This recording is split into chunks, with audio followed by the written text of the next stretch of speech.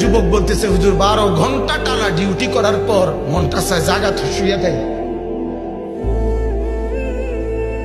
কলজাটায় মানে না যে এই 8টা কেমনে যাবো হোটেলে, এরপর হেঁটে হেঁটে আবার যাইতে হয়।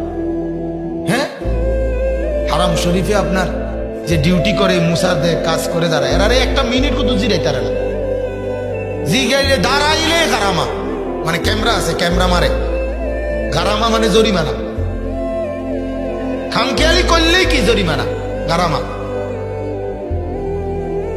এত কঠিন ব্যাপার, সেই কষ্টের টাকা এরপরে আইসা দেশে পাঠানো।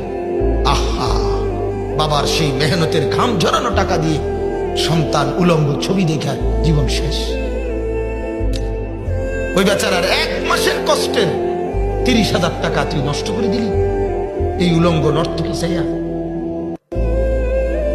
করলি কি বাপ,